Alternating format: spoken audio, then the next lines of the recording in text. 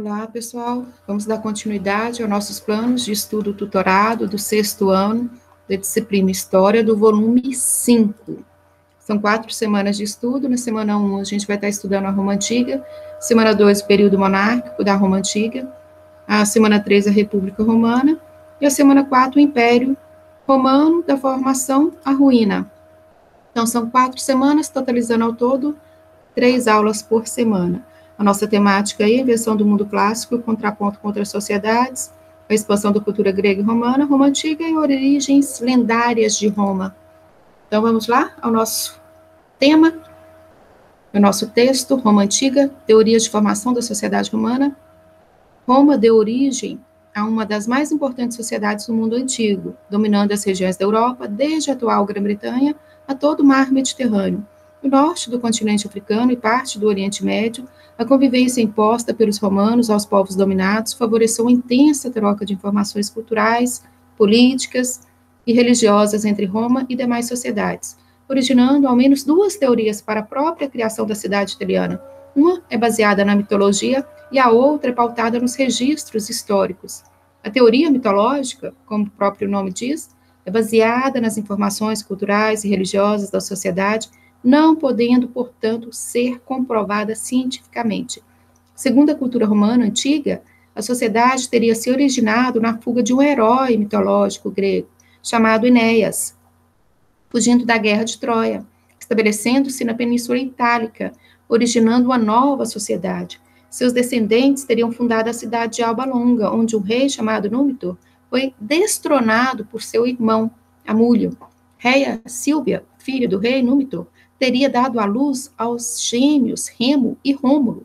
Amulio ordenou a morte dos irmãos, jogando-os ao rio, mas de forma miraculosa sobreviveram, sendo encontrados e amamentados por uma loba, e posteriormente criado por um casal de camponeses.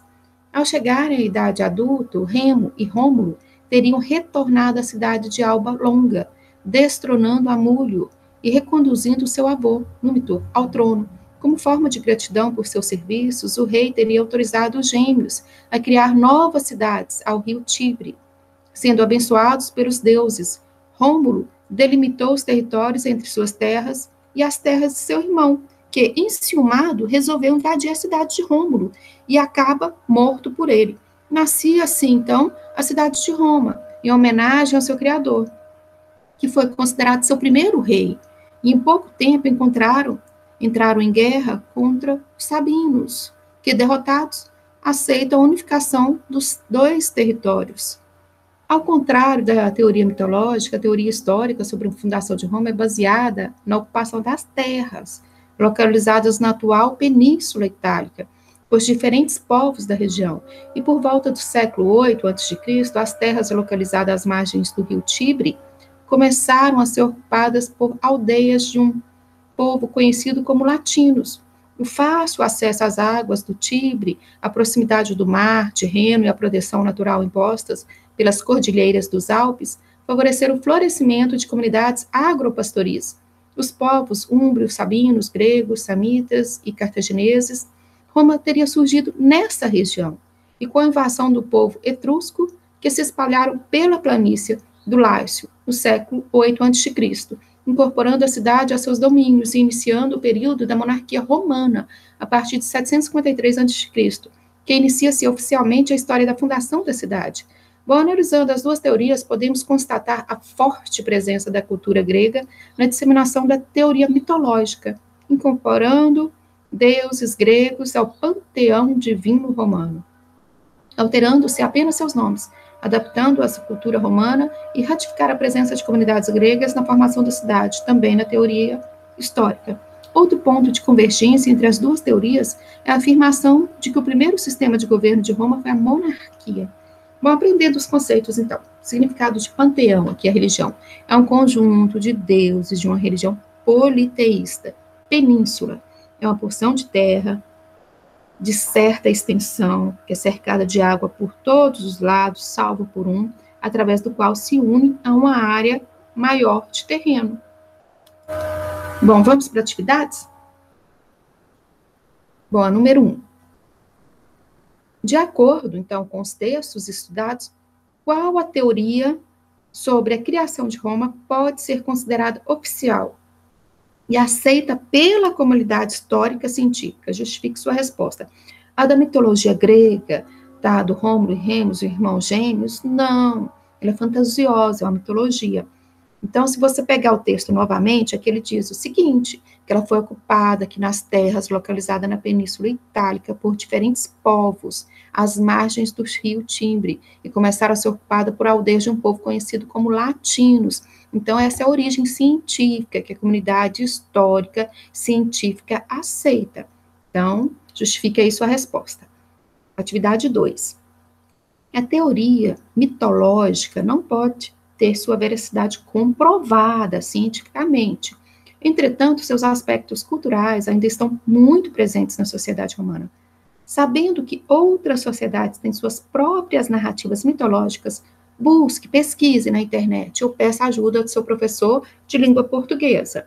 E cite 5 personagens da mitologia brasileira aqui mais conhecidos como os personagens do nosso folclore, o folclore brasileiro.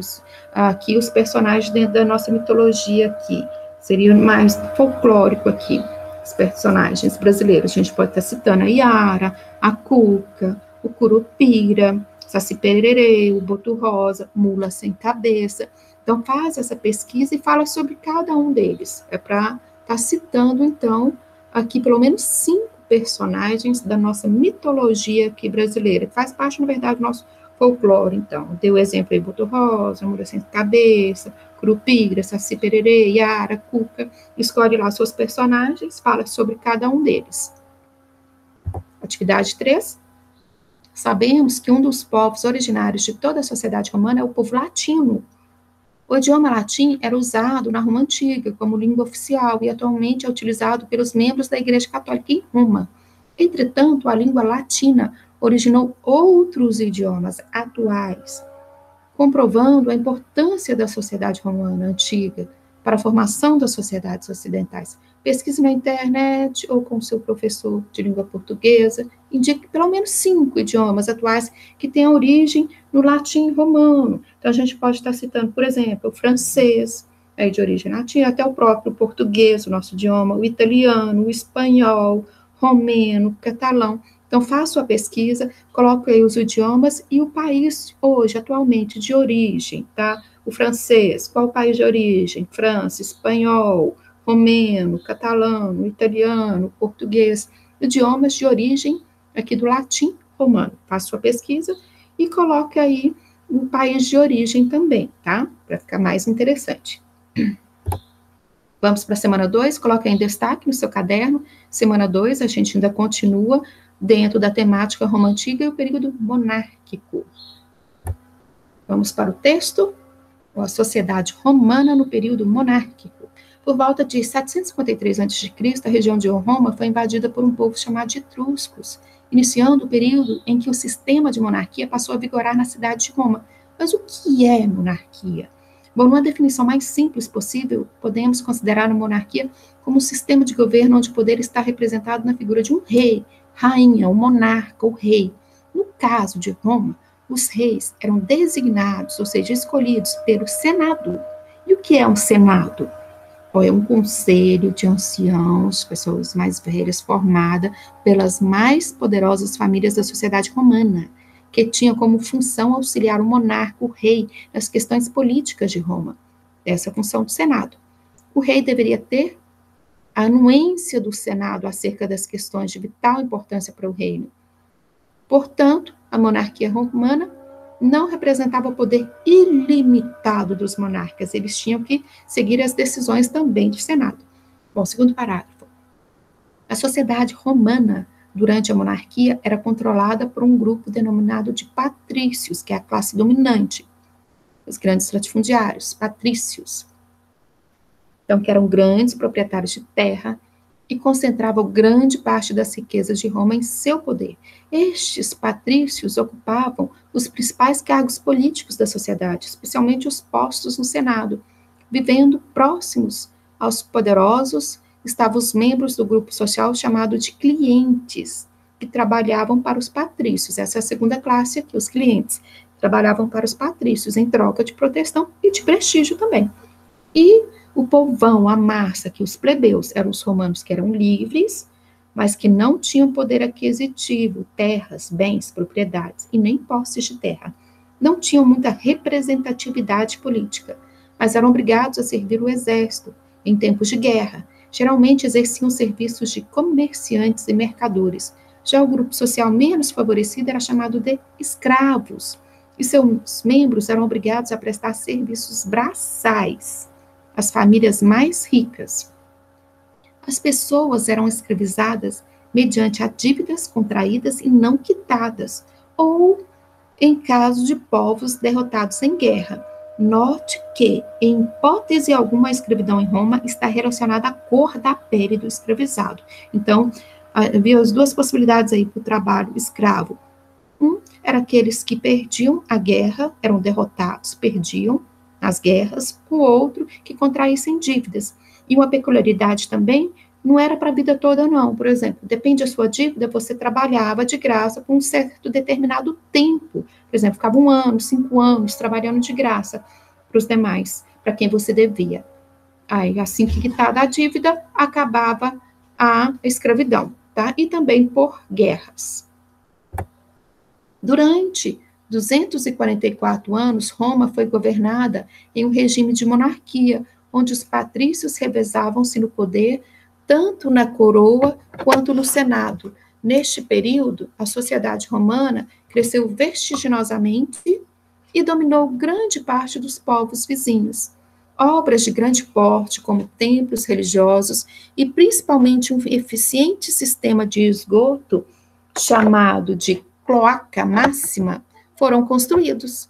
Apesar do crescimento urbano e político de Roma, crescia também a cobiça dos poderosos, e a sede pelo poder foi transformada em golpes e assassinatos.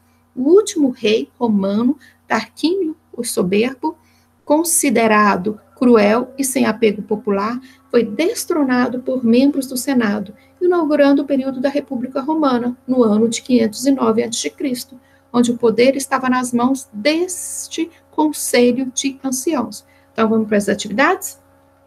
Atividade número 1.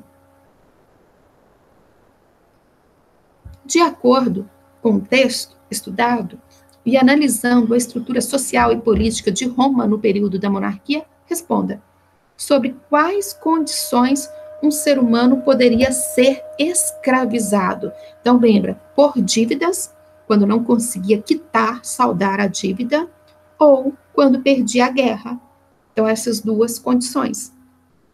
Quem eram os patrícios? É a classe dominante, eram os grandes proprietários de terras. Então, anote aí no seu caderno.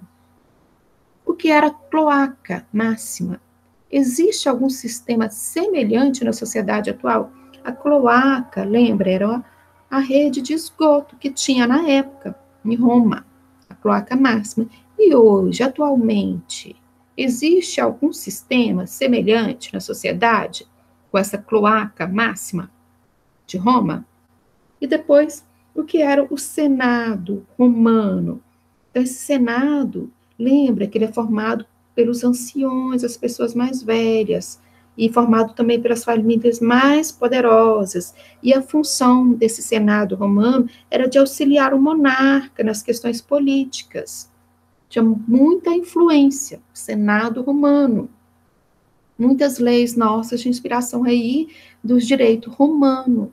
Então, nessa época, Roma antiga aqui, do Senado romano. Continuando, atividade 2. Ainda analisando a estrutura social e política da Roma monárquica, identifique qual grupo social cada característica descrita abaixo representa. Por exemplo, primeiro item. Romanos livres, sem posse de terra e grande poder aquisitivo, eram ligados aos poderosos e tinham sua proteção. Então, eram os clientes. Não tinham bens, terras, mas tinha proteção dos patrícios da classe dominante. Segundo item, eram grandes proprietários de terra e com grande poder aquisitivo, dinheiro, bens, propriedades, poder. Geralmente ocupava os cargos mais poderosos, como o Senado e a coroa romana. Então, a classe dominante eram os patrícios. Depois, próximo item. Derrotados em guerra ou devedores que não conseguiam quitar seus débitos, trabalhavam compulsoriamente realizando serviços braçais. Esses eram os escravos. Quando eles perdiam a guerra, ou não conseguia pagar, quitar seus débitos, suas dívidas, se tornavam escravos na Roma antiga. A base do trabalho na Roma antiga era o escravo, trabalho escravo, por dívida ou quando se perdia a guerra. O último item, maior parte da população sem poder aquisitivo ou terras trabalhavam como mercadores, comerciantes e eram obrigados a prestar serviços militares. Esses eram os plebeus, o povão, os trabalhadores na sociedade antiga, em Roma antiga. Bom, vamos para a semana 3, coloque em destaque no seu caderno, semana 3. A gente continua nos temas relacionados, Roma antiga, república, a luta entre plebeus e patrícios, o nascimento do direito romano, as conquistas romanas e suas consequências, as influências da cultura grega, a invenção do latifúndio, o escravismo, a revolta dos escravizados, a reforma agrária, a crise da república e o fortalecimento do exército. Então, vamos lá? Tema, República Romana, 509 a.C. a 27 a.C. A República, ou seja, a República de Roma e sua divisão social. Por volta do ano de 509 a.C., os membros do Senado romano assumem o poder em Roma, colocando fim ao sistema da monarquia na cidade. Buscando evitar que o poder permanecesse centralizado na figura de uma só pessoa, o Senado cria um sistema político de governo onde o poder passa a ser exercido por vários cidadãos, nesse caso, somente os patrícios. Esse sistema foi chamado de república ou coisa do povo, e atualmente a gente chama de república. Mantendo os privilégios políticos dos patrícios, a sociedade política de Roma passa a ser dividida da seguinte forma: os cônsules, que vigoravam no posto mais alto da administração romana, presidiam o Senado e comandavam os exércitos em tempos de guerra. A função era sempre distribuída entre 2 cônsules escolhidos pelo Senado: pretores, magistrados responsáveis pela aplicação da justiça na sociedade romanas, sedes responsáveis pela administração dos serviços públicos, obras de infraestrutura e jogos públicos, censores responsáveis pela contagem populacional e pela fiscalização dos serviços públicos, e os questores, que eram responsáveis pela guarda do tesouro público. Então, a sociedade em Roma era dividida por os cônsules, pelos censores, pretores, questores. Todos esses cargos públicos dentro da administração romana eram ocupados por patrícios. Então, todos os cargos públicos ocupados por patrícios, mantendo o poder nas mãos daqueles com maior poder aquisitivo e limitando o acesso dos plebeus a maior participação nas tomadas de decisão sobre questões ligadas à política de Roma. Então, visando evitar o maior descontentamento da grande massa populacional romana, as questões políticas eram levadas à discussão nas assembleias romanas, que estavam divididas em 3 grupos, que era a Assembleia dos Cúrias, Centúrias, Plebe.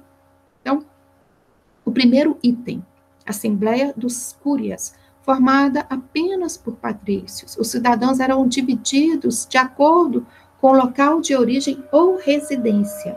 Assembleia dos Centúrias, formada por patrícios e plebeus, com o poder de decisão nas mãos dos mais poderosos. A composição seguia de acordo com a riqueza e postos militares. E a Assembleia da Plebe, formada por plebeus, que podiam eleger magistrados, porém não podiam exercer cargos públicos. Ciente que precisavam conquistar maior participação administrativa através de seus próprios esforços, os plebeus recorreram a rebeliões contra os patrícios, ocasionando importantes transtornos à sociedade romana e reações às vezes violentas por parte dos poderosos. Entretanto, apesar de toda a dificuldade, importantes direitos foram sendo conquistados, e o primeiro deles ocorreu em 494 a.C., quando os plebeus conquistaram o direito de eleger um magistrado para defender seus interesses, que é o tribuno da plebe. Já no ano de 450 a.C., foi promulgada a Lei das 12 Tábuas, onde várias conquistas dos plebeus foram definitivamente escritas Entre as maiores conquistas estava o direito à posse e à propriedade e o estabelecimento de punições para crimes como roubo e assassinato. E em 367 a.C., os plebeus puderam se candidatar ao cargo de cônsul. E em 326 a.C. é extinta a prática de escravidão por endividamento. A maior conquista da plebe no que abrange a participação política vai ocorrer em 286 a.C., com a instalação dos plebiscitos, como ferramenta da vontade da plebe. A partir desse momento, suas reivindicações passaram a ser ouvidas e acatadas como lei dentro da sociedade romana. Agora vamos para as atividades. Vocês vão descrever a divisão social da República Romana. Descreva abaixo as funções de cada grupo citado. Ó, letra A, B, C, D, letra E, letra F. A divisão social da política romana. Quem que eram os questores, os cônsuls, tribuna da plebe. Então, volta lá no texto, aqui os cônsuls, pretores, censores, questores, e coloca a definição na frente de cada um deles, aqui na atividade. Então, qual a função de cada grupo citado? Depois, na atividade 2, de acordo com o texto estudado, quais eram as principais queixas dos plebeus quanto à participação na tomada de decisão na República Romana? Então, as queixas deles, eles não podiam ter propriedades na época, não podiam participar da política. Então, eram as queixas da sociedade na época dos plebeus. Eles estavam dispostos a lutar por igualdade de direito. Então, por isso que eles vão promover várias revoltas.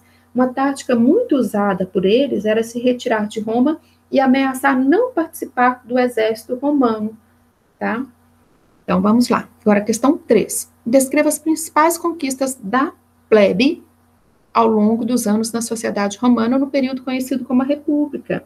Então, eles acabaram conquistando, por exemplo, no tribunato da plebe, 494 a.C., os plebeus ganharam o direito de eleger um tribuno da plebe, um magistrado que tinha o poder de anular as leis contrárias aos plebeus, na lei das 12 tábuas, aqui, aí, que as primeiras leis escritas da história de Roma.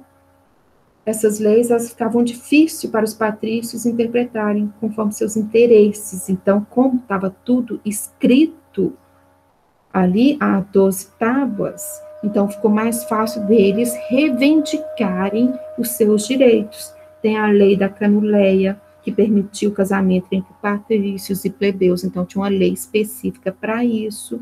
Então, eles vão conquistar direitos, tá? Então, essa 3, descreva as principais conquistas da plebe ao longo dos anos na sociedade romana, no período conhecido como República. Vamos repetir? Tribunato da plebe, e depois a lei das 12 tábuas, que colocou escrito ali as conquistas deles, a lei da Canuleia. Então, essas leis são importantes. Vamos lá, continuando? Agora vamos para a República, é um texto, a República Romana, conquistas, expansão e disputas pelo poder. No princípio da expansão, Roma encontrou um adversário extremamente poderoso pelo domínio das rotas comerciais no mar Mediterrâneo. Rota essa que ligaria os romanos às regiões comerciais do norte da África e Oriente Médio. Esse fabuloso e poderoso adversário era Cartago, que se situava exatamente ao norte do continente africano. Considerada potência marítima, os cartagineses, ou simplesmente Puni para os romanos, travaram batalhas que duraram de 264 a.C. a 146 a.C., no que foi chamado de Guerras Púnicas. Vencido pelos romanos depois de anos de conflito armado, Cartago foi transformada numa importante província de Roma. A partir daí, Roma dominou as regiões do Egito, da Síria, da Macedônia, Grécia e Judéia. No século I a.C., a Roma já exercia seu domínio sobre as rotas comerciais mediterrâneas, aumentando substancialmente seu poderio econômico, político e, principalmente, consolidando-se como a maior potência militar da região.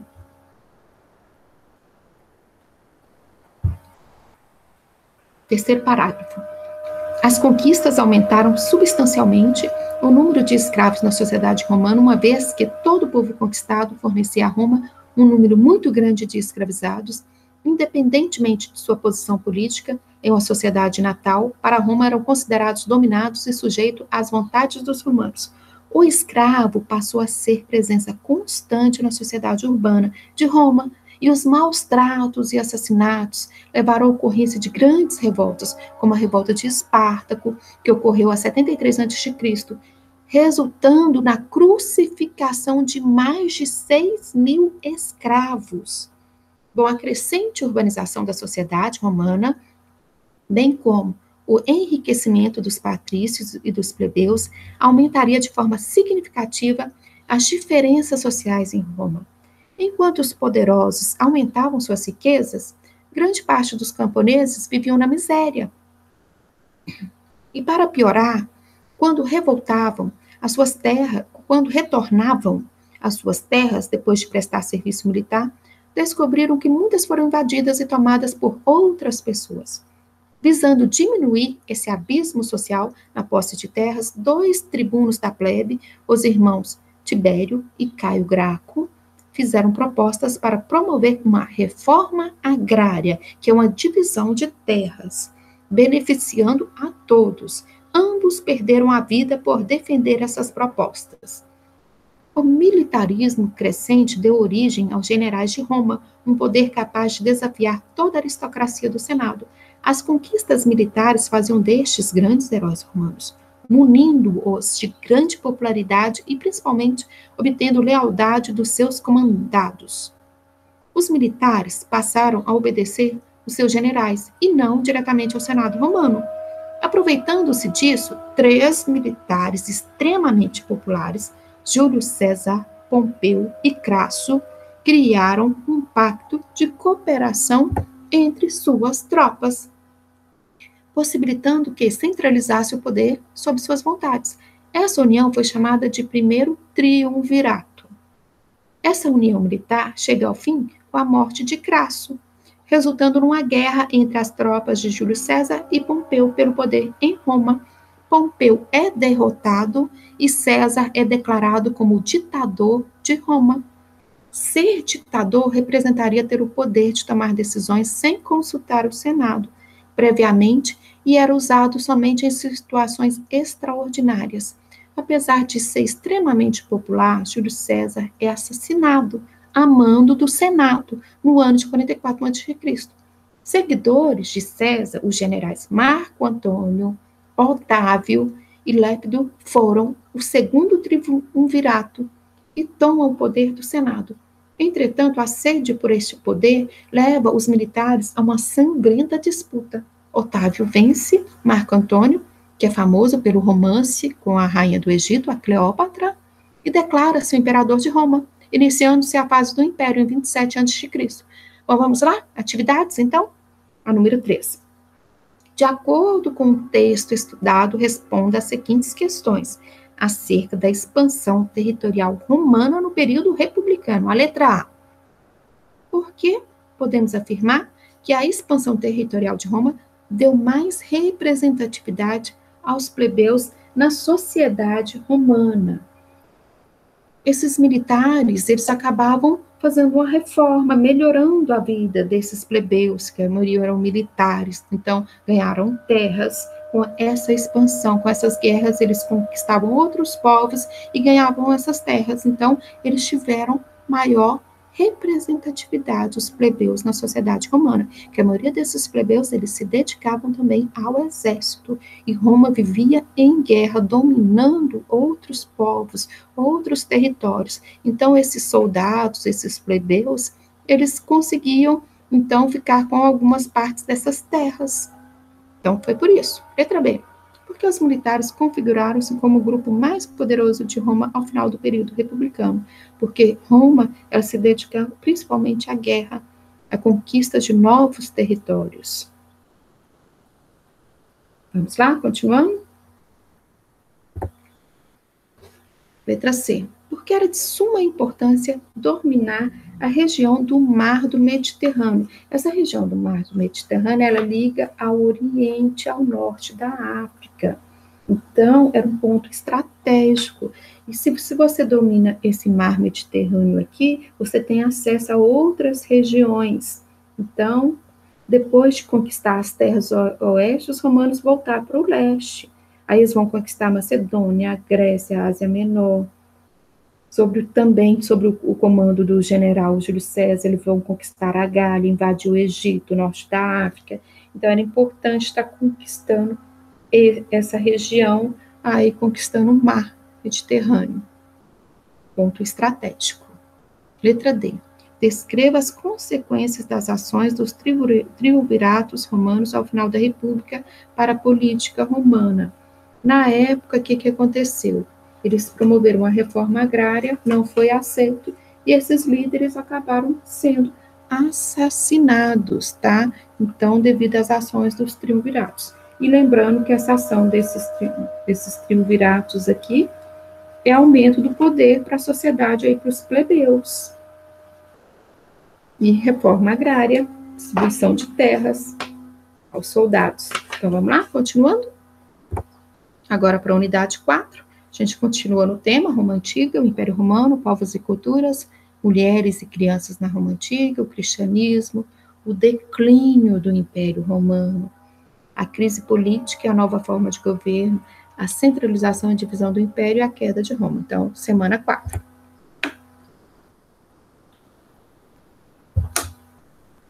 O fabuloso Império Romano. No ano de 27 a.C., após derrotar o general Marco Antônio no Egito, Otávio retorna triunfante a Roma, recebendo o título de Augusto, ou seja, magnífico, e tornando-se o primeiro imperador de Roma. Apesar de exercer um governo centralizado na figura de uma só pessoa, as demais instituições políticas da República foram mantidas e passaram a ser submissas à vontade do imperador. O governo do agora imperador Otávio Augusto durou cerca de 40 anos e foi marcado por um período de extrema calmaria e crescimento da sociedade, sendo conhecido como Paz Romana. O imperador buscou conciliar a paz em relação aos povos já conquistados, suprimindo revoltas e rebeliões e as campanhas militares de expansão e domínio de outros territórios. As riquezas proporcionadas por estas conquistas favoreceram a sucessão de obras de infraestrutura, construindo novas praças e prédios administrativos, e ocupação de espaços de lazer, como banhos públicos, termas e teatros. Para facilitar a locomoção e transporte de mercadorias e pessoas, várias estradas foram pavimentadas, percorrendo quase todo o Império. Algumas delas existem até hoje. Outra importante obra de infraestrutura foi a construção de vários aquedutos, levando água a lugares muito distantes do Império. No auge de seu império, Roma, em sua extensão máxima, dominou terras, desde a atual Inglaterra, passando por todo o Mediterrâneo e chegando ao Oriente Médio. Esse número imenso de povos conquistados trouxe grandes riquezas econômicas aos romanos, mas possibilitou a interação e a disseminação de diversos estilos culturais. O latim foi disseminado por toda a região, aspectos do direito romano tornaram-se base para povos das gerações futuras, costumes de diversas religiões foram incorporados à sociedade romana, desde gregos até egípcios, e, por fim, o próprio cristianismo. Bom, aqui a figura do Coliseu, está na Itália, é um anfiteatro romano construído no século I, ainda tem, hoje permanece ainda as ruínas, aí onde as pessoas lutavam, apresentação de guerra, teatro, aí os gladiadores. Bom, a presença do cristianismo em Roma passou a ser considerado um grave problema político de Roma, uma vez que os cristãos se negavam a servir o exército e adorar os seus deuses. Por este motivo, passaram a ser perseguidos, presos e assassinados pelos imperadores romanos, muitas vezes jogados aos leões nos Jogos Romanos, especialmente no famoso Coliseu. Entretanto, essa perseguição não enfraqueceu o cristianismo local, que, apesar do medo, seguiam seus cultos de forma escondida nas antigas catacumbas das cidades.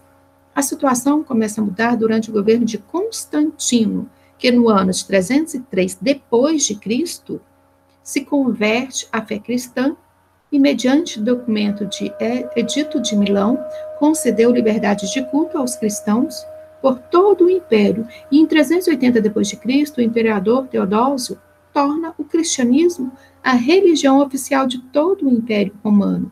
E a partir do século III depois de Cristo, o Império Romano passa a enfrentar grandes dificuldades em conquistar novos territórios, diminuindo o número de escravos e a arrecadação de impostos, dificultando a manutenção de um exército capaz de proteger todo o território e tendo que enfrentar as tentativas de invasões dos povos bárbaros, que foram determinantes para o início da ruína de Roma. Mas quem eram esses bárbaros? Eram povos que viviam fora dos limites de Roma, não falavam latim, não disseminavam a cultura romana e não se submetiam às leis de Roma. Muitos povos com essas características viviam ao norte do continente europeu e entravam em longas batalhas contra o exército romano. Segundo parágrafo. Sem poder arcar com as despesas do exército de forma satisfatória, o Estado romano passou a sofrer com inúmeras traições, que passaram a ceder sua lealdade essencialmente aos seus generais, que, por sua vez, agiam de acordo com os interesses daqueles que os pagavam mais. E no século III, no período de 50 anos, Roma teve 26 imperadores, sendo que 25 foram assassinados, muitos por aqueles que deveriam proteger. O imperador Diocleciano, 284 a 305, decide dividir o império em 4 territórios para facilitar sua administração. Esse regime, chamado de tetrarquia, não atendeu às ambições políticas, pois os líderes sempre entravam em guerra pelo controle de todo o território. Com a vida nos centros urbanos cada vez mais difícil, grandes proprietários abandonaram as cidades e migraram para as áreas rurais, iniciando um processo de ruralização do império. Roma é definitivamente dividida em 2 impérios. Sob o domínio de Teodósio, no ano de 395, ele cria o Império Romano do Ocidente, com sede em Ravenna, e o Império Romano do Oriente, com sede em Constantinopla. Ao contrário do Império, o Império do Ocidente continua sua deterioração, sendo invadido gradativamente pelos povos germânicos, que eram os bárbaros, destruindo a estrutura política, social e cultural de Roma. Os francos tomam a cidade de Lutécia, Paris. Os vândalos tomam Cartago. Os visigodos saquearam Roma. E, finalmente, no ano de 476, os Herulos depuseram o imperador Rômulo Augusto, o último imperador romano. Bom, então vamos lá para as atividades. Atividade número 1. De acordo com o que foi estudado, descreva o motivo pelo qual o cristianismo representou uma grave ameaça ao estilo de vida romano antes do século III, porque os cristãos eles se negavam a servir o exército, e como Roma vivia em guerras, isso acabava abalando o Império Romano. Atividade 2.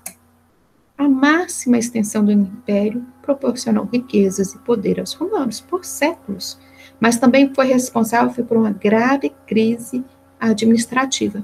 Quais os motivos podem ser apontados como determinantes para essa crise que abrange o tamanho do Império? Bom, como que o Império ele se estendeu, cresceu muito o seu domínio, ficou difícil estar pagando, mantendo esse exército, e sempre os conflitos na época por poder. Então, isso leva a uma crise do Império Romano, daí a sua decadência, no fim do Império Romano. Atividade 3. Quem era um considerado bárbaro na sociedade romana? Bárbaro era aquela pessoa que vivia longe do domínio romano, que não seguia as leis de Roma e não falava o latim, o idioma oficial. Então, esses eram considerados bárbaros. Eles viviam no norte. Bom, continuando. Questão 4. Por que os militares, a partir do século III, não era sinônimo de proteção irrestrita ao imperador? Porque, na época, devido a esses conflitos, disputas de poder e os gastos cada vez mais altos, e o imperador não estava conseguindo manter esses gastos, os salários dos soldados, eles pararam de proteger o imperador e começaram a brigar por poder. Bom, querido estudante, estamos finalizando uma trilha de aprendizagem que foi percorrida durante as últimas semanas. Nossas expectativas eram vocês aprendessem muito com esse material, que foi preparado com todo carinho. Esperamos que isso tenha acontecido. Caso tenha surgido muitas dúvidas e questionamentos, anote, guarde-os, para que o mais próximo possível possam ser compartilhados com seu professor e com seus colegas, quando todo esse período de crise passar. Até lá, vamos continuar construindo conhecimentos juntos. Bom, agora atividades complementares. Bom, aqui ao lado a escultura em bronze da loba Rômulo e Remo. Da loba com os irmãos gêmeos Rômulo e Remo, no Museu Capitolino, na Itália. Bom, questão número 1. Observe a imagem de uma obra de arte que faz referência à lenda, então, da fundação aí de Roma. E depois responda. Letra A. Quem são as duas crianças retratadas pela escultura? Qual seria o papel delas, segundo a lenda, na história de Roma? Bom, as crianças são a representação de Rômulo e Remo. São irmãos gêmeos que, pela lenda, foram recolhidos por uma loba que os amamentou. Os dois, herdeiros originais de Alba Longa, por terem vencido seu tio, o Mitor, seriam os fundadores de Roma, e Rômulo, em especial, seria seu primeiro rei. Letra B. As lendas possuem valor histórico? Justifique sua resposta. Sim. As lendas, apesar de serem fantasias, representações fantásticas da realidade, têm enorme valor histórico, pois exprimem detalhes importantes da forma de ser e de pensar de seus autores, bem como da época em que foram concebidas. Questão número 2, leia o texto e depois responda. Decreto-Lei número 2.848, de 7 de dezembro de 1940, Código Penal. O presidente da República, usando da atribuição que lhe confere o artigo 180 da Constituição, decreta a seguinte lei: redução à condição análoga à de escravo. Artigo 149. Reduzir alguém à condição de escravo, quer submetendo-o a trabalhos forçados ou a jornada exaustiva, quer sujeitando-o a condições degradantes de trabalho, quer restringindo por qualquer meio sua locomoção em razão de dívida contraída com o empregador ou preposto, pena, reclusão de 2 a 8 anos e multa, além da pena correspondente. Então, qual que é o assunto do texto? Aqui é a penalidade em relação a você manter alguém como um trabalhador aqui escravo. Então, você tem uma reclusão aí, você pode ser preso, a pena de 2 a 8 anos. Então, o assunto do texto aí, do código, artigo Código Penal, aqui, resposta letra A, que versa, que fala sobre a redução à escravidão e a consequência, a punição para a pessoa que manter a outra como escravo, que vai ficar lá de 2 a 8 anos presa, se você colocar alguma pessoa à condição, a redução à escravidão, reduzir a pessoa a um escravo. Letra B. Comparando a lei brasileira atual com a escravidão na Roma Antiga, o que é possível concluir? Letra B. Resposta. Na Roma Antiga, a escravidão existia de maneira legítima, diferente do que acontece hoje no Brasil, onde esse tipo de situação é proibido por lei. Letra C. Qual a origem do grande número de escravos na Roma Antiga? Primeiro, havia a escravidão por dívidas, depois passaram a ser escravizadas pessoas de povos conquistados durante a guerra. Então, primeiro por dívida, quem não conseguia quitar a dívida, e depois quem perdia a guerra. Agora, observe as imagens. Aqui são os times de futebol na Itália. O primeiro time aí, o escudo aqui na camiseta, que eles levam aí, a logomarca aqui, dos times de futebol. Aqui Roma, uma referência aqui, os irmãos gêmeos, Rômulo e Remo, sendo amamentados por uma leoa. E depois, do lado aqui outro time de futebol, que tem um escudo aqui, uma águia, Lásio. Aqui a águia simboliza vitória, prosperidade, o Império Romano, que a sempre levava à frente de suas tropas. As cores azul e branco fazem referência à Grécia, inventores das Olimpíadas. Lazio é a abreviação da Sociedade Esportiva Lazio, de futebol. Então, os dois times importantes da Itália. Ou leia o texto e responda as questões seguintes. Tanto Lazio quanto Roma estão sediados na capital italiana. Enquanto a Lácio faz referência à região de Lácio, da qual Roma é a principal cidade, daí o latim, língua falada pelos romanos, o clube Roma faz referência ao próprio nome da cidade. As imagens que aparecem nos escudos desses clubes aí de futebol também fazem referência à história romana. No caso de Lácio, vemos a imagem de uma águia animal que foi usado como símbolo do imperialismo romano.